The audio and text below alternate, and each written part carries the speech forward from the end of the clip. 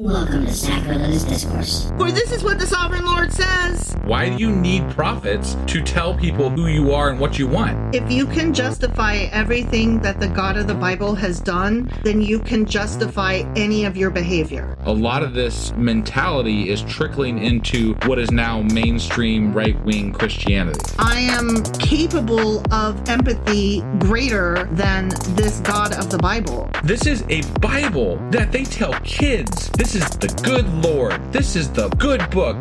He is fantasizing about murder, mass murder.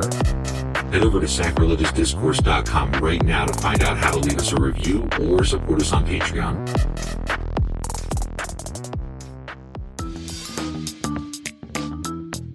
Hey there, sinners and saints. It's your favorite Bible-bashing duo from Sacrilegious Discourse, and we need your help. That's right, folks. We're raising funds for some heavenly equipment and a studio that doesn't sound like it's in the depths of hell. Our current setup, let's just say it's more apocalypse than audiophile. So if you want to hear us dissect the Bible without the background noise of demonic squirrels, chip in a few bucks. We're aiming for $5,000 to upgrade our audio and build a studio worthy of blasphemous banter.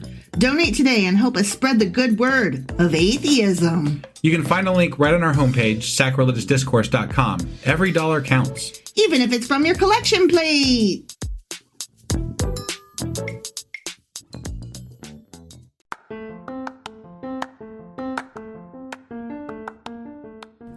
Welcome to Sacrilegious Discourse. I'm husband. And I'm wife. Together, we're reading the Bible for the very first time. We grew up without religion and wanted to know what all the fuss was about. Well, what have we learned so far? That God is a dick, and apparently some people believe in talking donkeys. We're not trying to pass ourselves off as experts. Nope, we're just reading the Bible for the first time and giving our first take reaction. If you'd like to join us in this venture, you might consider starting at episode 1. Otherwise, jump in wherever you like. All right, let's go read the Bible. Yeah, let's get to it.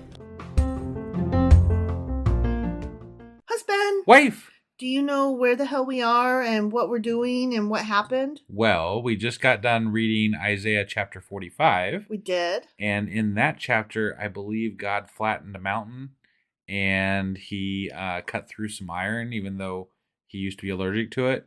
Mm-hmm. And he made buddy-buddy with good old Cyrus over there. Yeah, he choosed 200 years before Cyrus came around. Yeah, it's crazy how that happened. It was magic. And they called it ahead of time by 200 years. That's weird. It's almost like they wrote it 200 years later and then stuck it back into the book. That's what I said. Yeah. Mm-hmm. Mm-hmm. So. Yeah. But anyway, that was Isaiah chapter 45. Sure as fuck was. Which means that today we're going to be getting into Isaiah chapter 46. All right, let's do this. Okie dokie.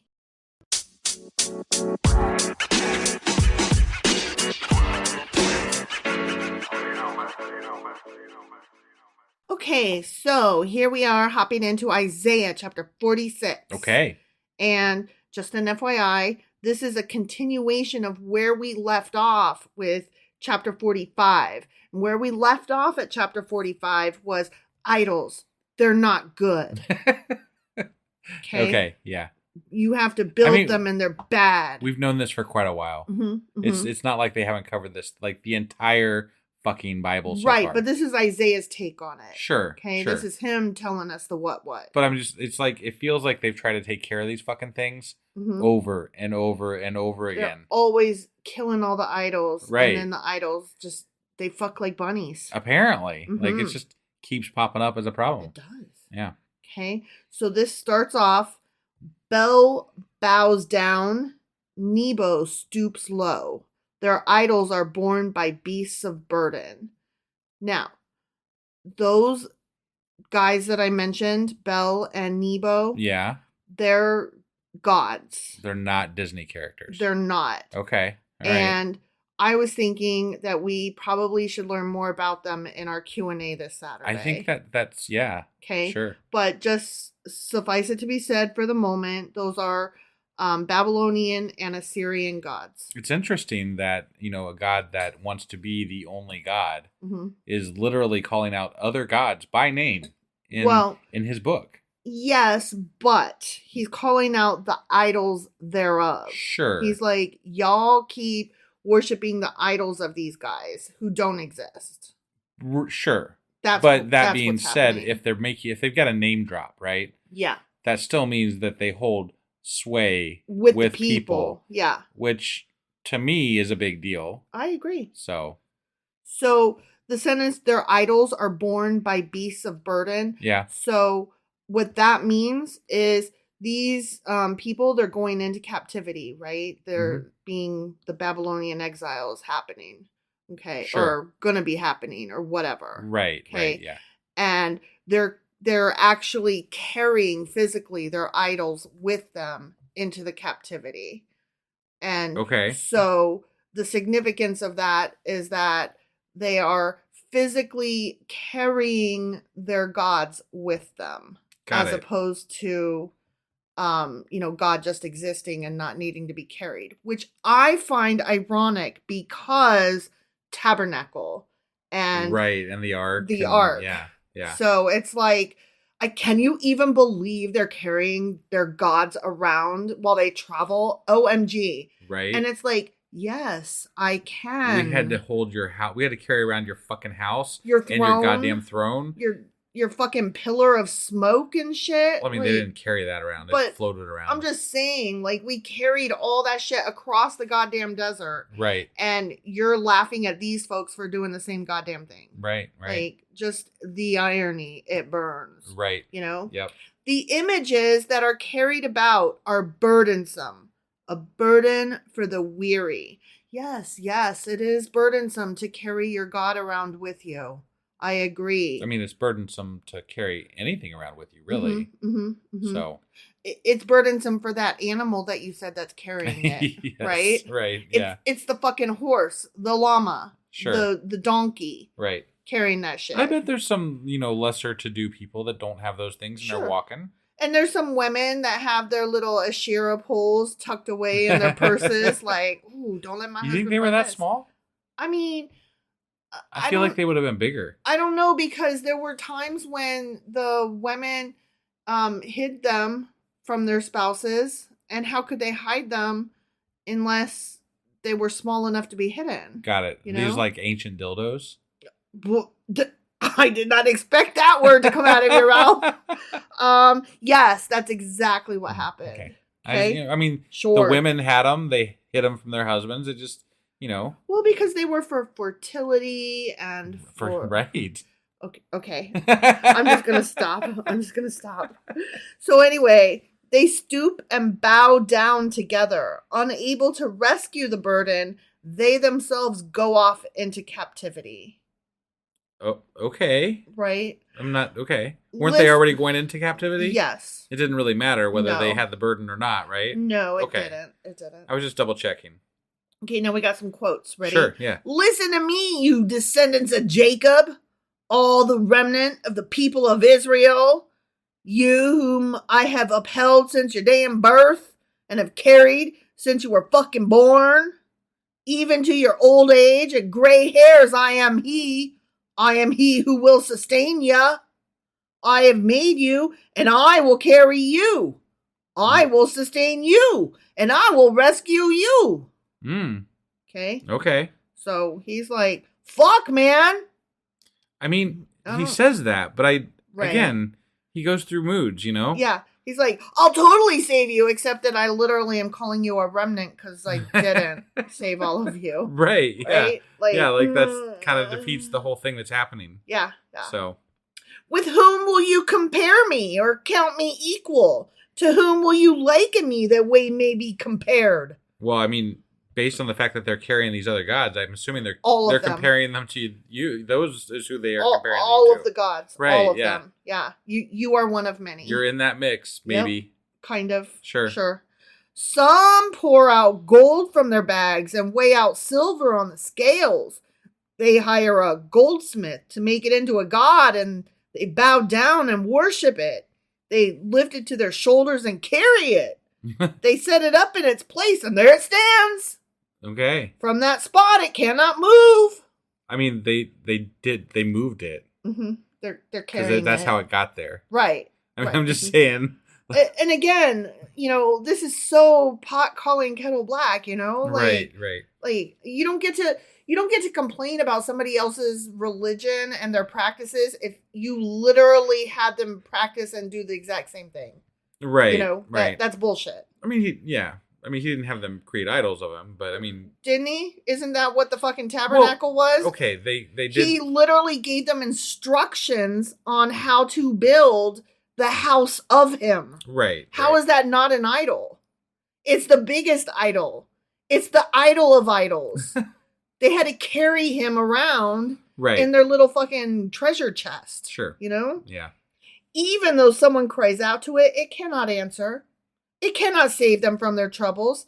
Maybe because if it did, their faces would melt. You know, similar to, like, I don't know, the fucking ark.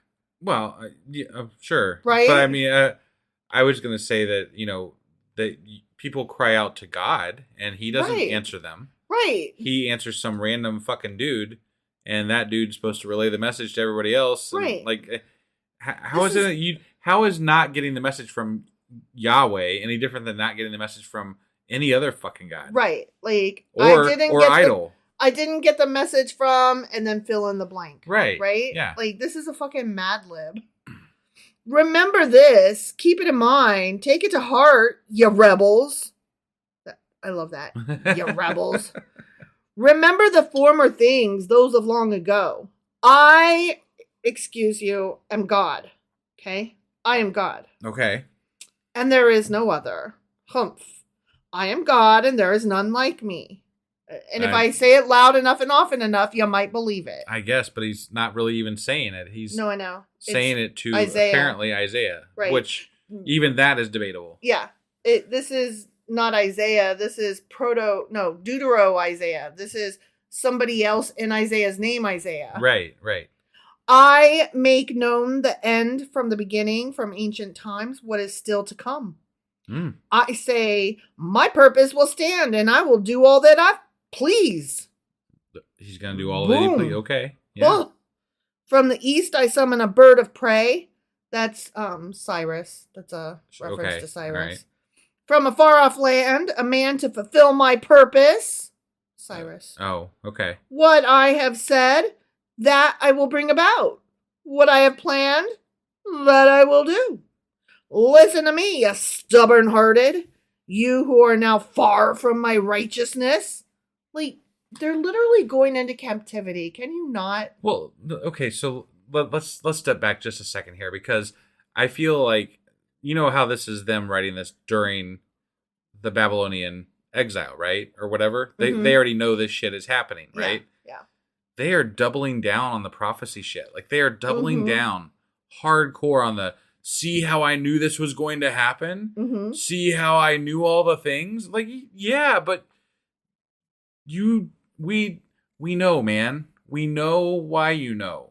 We know that you know because somebody fucking wrote it when it happened. And then they tried to pretend like it was some sort of a fucking prophecy because they thought they could pass one over on everybody. Right. Because they didn't know that studying writing styles would ever be a thing. Right. Yeah. Well, and most people were illiterate back then. Sure. Like, you could decide to create something and pass it off as, you know, part of the thing that's always been there because there's not a lot of people to go back and say, nah, that wasn't there. Yeah, exactly. Or how would they argue? They can't even fucking read. Right. So. Right. Exactly. I, continues God, according to Deutero Isaiah. Right. I am bringing my righteousness near. It is not far away. And my salvation will not be delayed.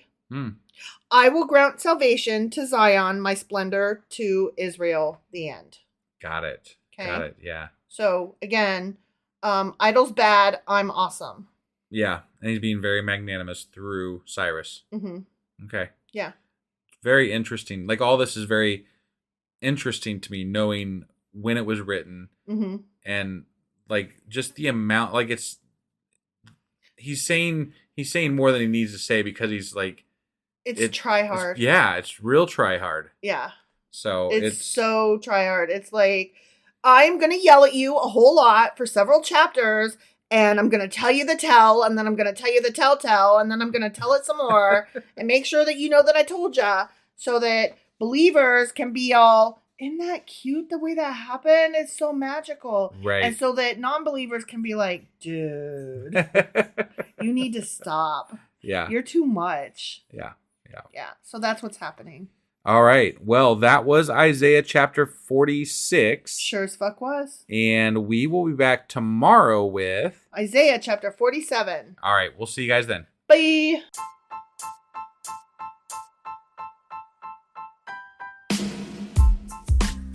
Hey, wife. I guess that's the end? But husband, that's just sad. It doesn't have to be. We are on lots of social media platforms like Twitter. Our handle there is sacrilegious_D. For D's nuts. Oh my God.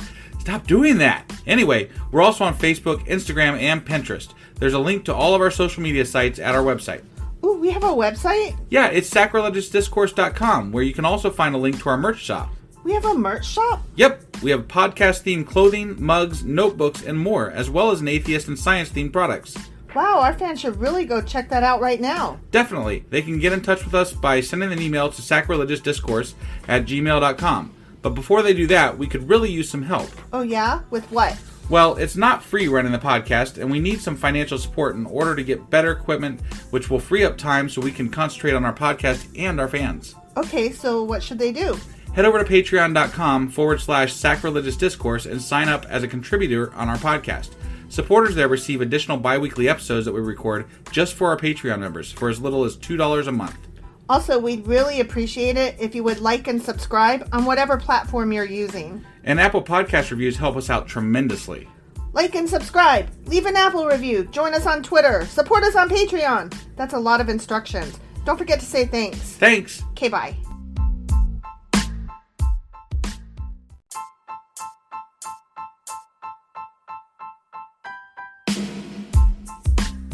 Hey, wife. I guess that's the end? But husband, that's just sad. It doesn't have to be. We are on lots of social media platforms like Twitter. Our handle there is sacrilegious_D. For D's nuts. Oh my God. Stop doing that. Anyway, we're also on Facebook, Instagram, and Pinterest. There's a link to all of our social media sites at our website. Ooh, we have a website? Yeah, it's sacrilegiousdiscourse.com, where you can also find a link to our merch shop. We have a merch shop? Yep, we have podcast-themed clothing, mugs, notebooks, and more, as well as an atheist and science-themed products. Wow, our fans should really go check that out right now. Definitely. They can get in touch with us by sending an email to sacrilegiousdiscourse@gmail.com. But before they do that, we could really use some help. Oh yeah? With what? Well, it's not free running the podcast, and we need some financial support in order to get better equipment, which will free up time so we can concentrate on our podcast and our fans. Okay, so what should they do? Head over to patreon.com/sacrilegiousdiscourse and sign up as a contributor on our podcast. Supporters there receive additional bi-weekly episodes that we record just for our Patreon members for as little as $2 a month. Also, we'd really appreciate it if you would like and subscribe on whatever platform you're using. And Apple Podcast reviews help us out tremendously. Like and subscribe. Leave an Apple review. Join us on Twitter. Support us on Patreon. That's a lot of instructions. Don't forget to say thanks. Thanks. Okay, bye.